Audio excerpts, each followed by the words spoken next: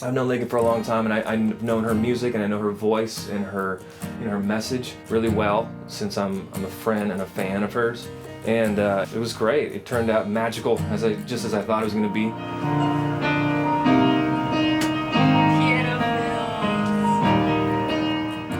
We got in the studio, we got to add some string arrangements to the song and really just try to support her vocal and the lyric in the song and the message that it conveys and all that good stuff.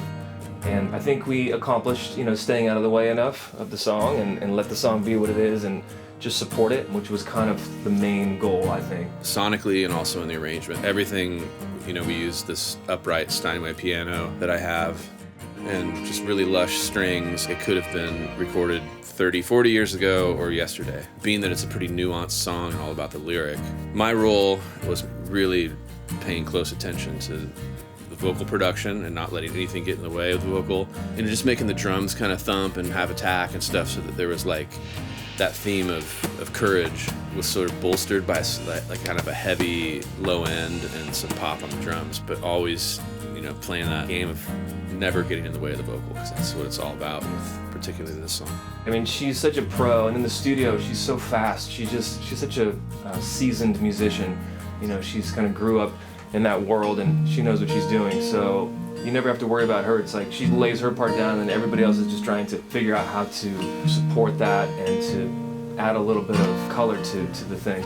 If you listen really close in the intro, the finger-picking guitar that she's doing with the acoustic, you can hear her fingers crack, which is pretty great. You can hear her like little her joints cracking.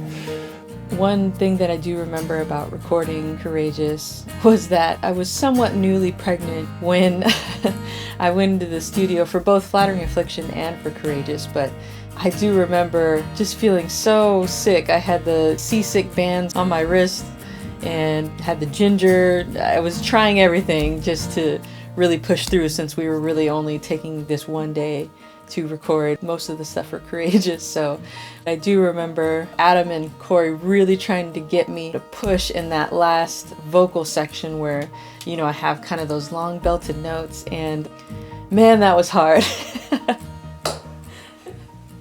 think of your unborn child. Hurrah, hurrah, like that. Hurrah, hurrah, courageous,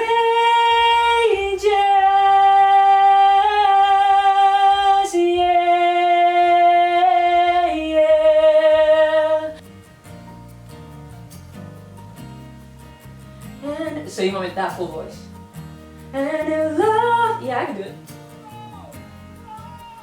Love, and in love, and if love's the sort that not lay down my... It's hard syllables and it's hard, like the notes, like to get that space. In love, courageous, yeah, courageous.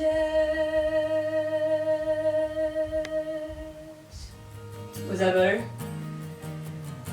Cool. I listen back now and it sounds great, that the way that Adam and Cory produced it and, helped to engineer everything, all that. They did such a great job, but yeah, good times there.